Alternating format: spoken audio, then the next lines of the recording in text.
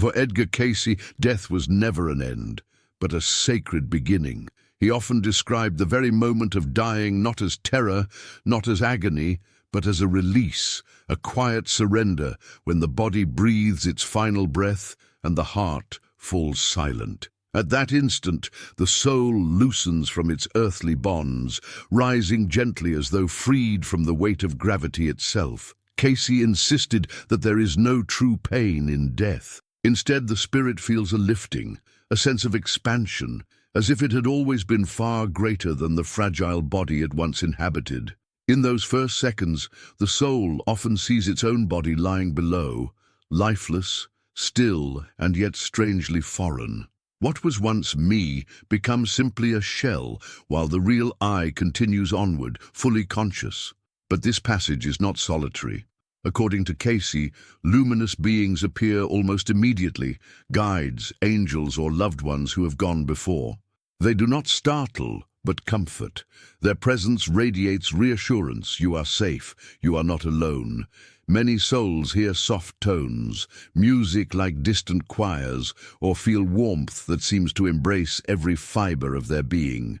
This transition, Cayce explained, is the first revelation. Life does not end, it transforms. The spiritual body awakens to its own reality, no longer bound by weight, hunger, or time. There is a deep breath of freedom, as if stepping from a darkened room into the vastness of dawn. Yet, not all souls cross with ease. Those who cling fiercely to the material world, to possessions, regrets, or fears, may hesitate. They hover, confused, reluctant to let go. Still, Cayce emphasized that guides of light remain patient, gently urging them forward, reminding them that a greater home awaits. This first stage of the 40-day journey is filled with awe. It is the realization that consciousness survives, that the story continues beyond the body. What the soul experiences is not judgment, but recognition. I am still here. I am eternal. And thus, the journey begins, 40 days in which every step draws the spirit closer to truth, to clarity, and to the divine source from which it came. After the soul awakens to its new reality, Cayce described the next stage as a passage, a luminous corridor, neither dream nor illusion, but a bridge between worlds. The soul begins to sense movement, as though drawn gently forward by a current of light. It is not forced, but guided, invited. This corridor is not uniform for every spirit. Cayce taught that it reflects the soul's own inner state. For some, it shines brilliantly, walls shimmering with gold and white, filled with overwhelming peace. For others, who carry the weight of guilt, anger, or fear, the light may appear dimmer, shadows lingering in the distance. Yet even in darkness, a glimmer always beckons. The divine never abandons. Along this passage, memories often stir. Cayce said that fragments of earthly life begin to surface like whispers, voices of family, moments of joy, even long-forgotten regrets. It is not yet the full life review, but a gentle reminder. The soul begins to realize it carries all its deeds and choices within itself. Nothing is lost. Nothing is hidden. As the soul advances, it may encounter familiar figures, relatives who have passed on, teachers or companions of past lifetimes. They stand within the light, not always speaking, but radiating recognition, as if to say, "We have walked with you before, and we walk with you still." These presences calm the heart, replacing fear with wonder.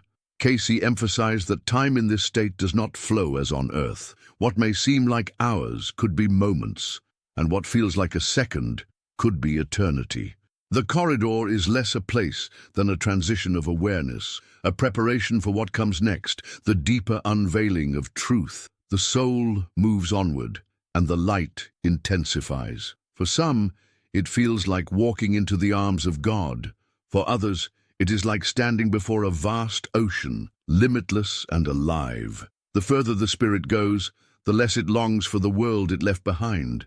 Earthly attachments begin to dissolve like mist, replaced by a profound sense of homecoming. This is the second step in the 40-day journey, the soul entering the corridor of light, guided not by fear, but by the irresistible pull of its creator's love. According to Edgar Cayce, as the soul advances through the corridor of light, it eventually arrives at one of the most profound stages of the journey, the life review.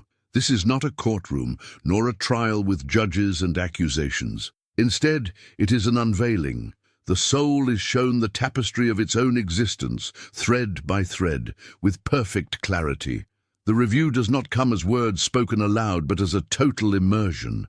The soul relives each action, thought, and emotion, not only from its own perspective, but also through the eyes of those it touched.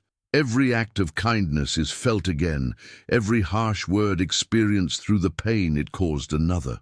Nothing is forgotten, for every moment carries eternal weight. Cayce explained that this review is not meant to condemn. It is meant to teach. The soul learns what love creates and what selfishness destroys. The joy it gave to others now returns as radiant warmth, while the harm it inflicted is felt as a shadow within the heart. In this way, the soul understands that it has always been the architect of its own destiny. Some souls are overwhelmed with sorrow at this stage, realizing the opportunities wasted, the love left unspoken. Yet Cayce reassured that there is always grace. The presence of divine beings during the review is gentle, compassionate.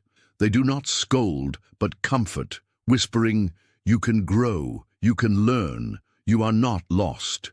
For those who lived with love, the review is radiant, a celebration of harmony, of connections built across lifetimes. For those who carried anger or hatred, the process may sting, yet it is also a cleansing. The truth, no matter how heavy, always frees the spirit. Cayce compared this experience to standing before a great mirror of eternity. It does not lie, it simply reflects. And within that reflection, the soul discovers who it truly is, not as the world saw it, but as the Creator knows it. This stage of the 40-day journey is transformative. For many, it marks the first step toward release, forgiveness, and renewal. For the soul cannot move higher until it accepts the lessons of its past. After the life review, the soul does not immediately rush into its next destiny. According to Edgar Cayce, there is a sacred pause, a time of rest, healing, and renewal. This stage, he said, is essential, for the soul must be cleansed of the weight it carried from earthly existence before it can move higher. The soul often finds itself in a place of great serenity. Cayce described it as a realm bathed in soft light, sometimes resembling vast meadows, quiet gardens, or tranquil halls of learning. The appearance varies, shaped by the consciousness of the soul itself, but the essence is always peace. It is here that the spirit feels embraced by divine love, a love so deep that even sorrow begins to dissolve. In this realm, wounds of the heart are mended. Souls who suffered pain, fear, or loneliness on earth are soothed. Some describe the sensation as lying in a warm ocean of light, every fiber of their being nourished, as if heaven itself is breathing life back into them. Others sense angelic presences tending to them, offering comfort not with words, but with vibrations of pure compassion. Cayce often emphasized that this stage is also a time of instruction. Spiritual guides approach the soul, explaining what it has seen in the life review and helping it to understand the deeper lessons. This is not punishment but preparation.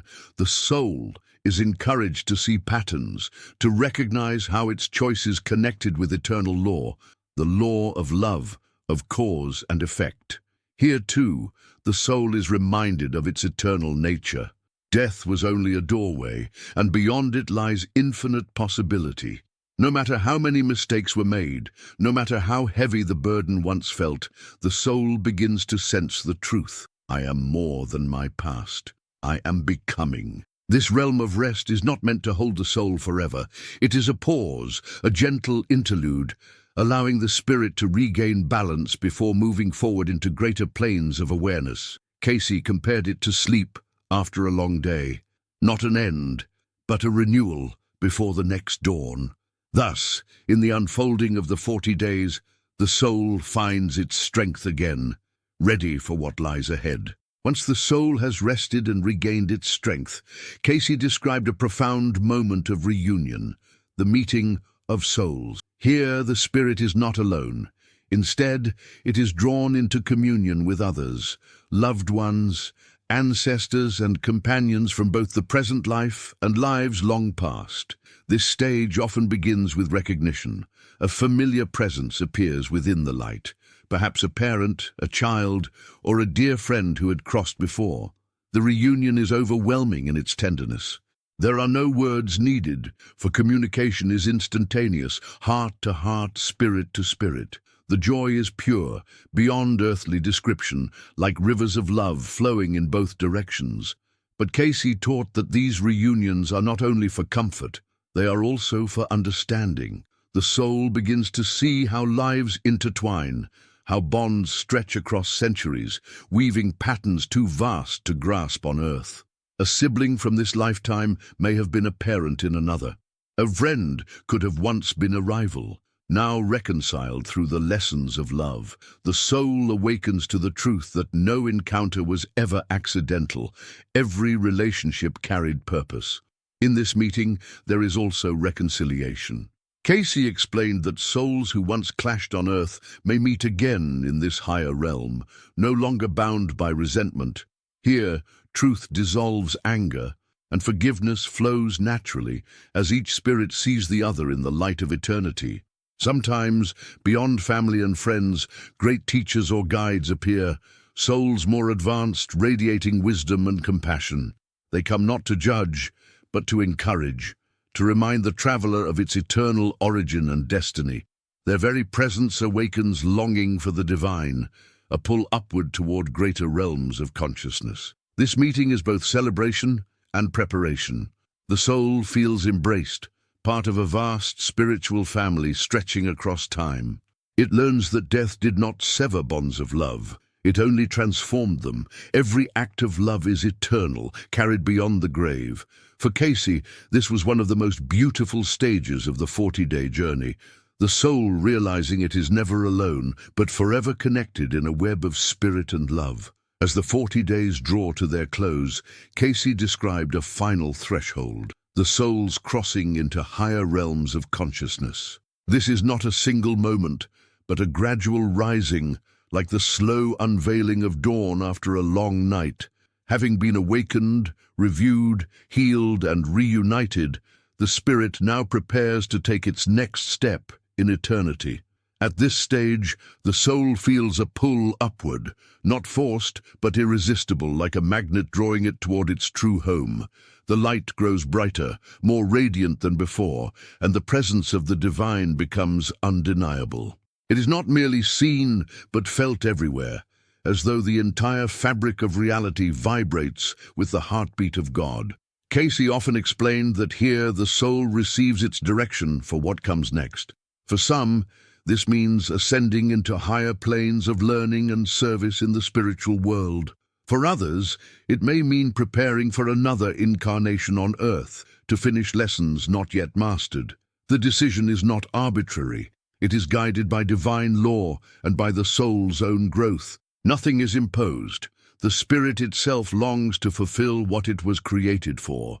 In this moment, many souls glimpse the great record that Cayce spoke of, the Akashic records, where every deed, thought, and intention is inscribed. Within this vast library of eternity, the soul recognizes its own story, not as a punishment, but as a roadmap. It sees how each life, each choice, fits within a greater plan designed for its evolution. The guides and luminous beings who accompanied the soul through the earlier stages remain present. They offer encouragement, reminding the spirit that it is never lost, never abandoned. The Creator's love has always been the constant thread, weaving through every lifetime, every experience, every moment of joy and sorrow. Finally, as the 40 days reach their fulfillment, the soul passes fully into the next realm. It is no longer tethered to the echoes of earth, but moves freely in its true element, spirit. The journey continues endlessly, but with each passage, the soul rises closer to its source, becoming ever more radiant, ever more aligned with the divine. For Cayce, this was the greatest truth. Death is not an ending, but a continuation, a transformation, a return. The 40 days are but the opening of a door. Beyond it lies eternity. If this journey through Edgar Cayce's revelations has opened your eyes to the mysteries beyond death, don't let it end here. The soul's story is far greater than what we can see, and together we are uncovering truths that most people fear to face. So now, I want to hear from you. Do you believe the soul truly travels for 40 days after death? What part of Cayce's vision struck you the most? Leave your thoughts in the comments. Your voice matters, and your story could awaken someone else. And remember, if you want to continue walking with me through the hidden realms of spirit, prophecy, and the unknown, make sure to subscribe. Turn on the notifications, because what comes next may change the way you see life and death forever. Until then, keep searching for the truths that lie in the shadows.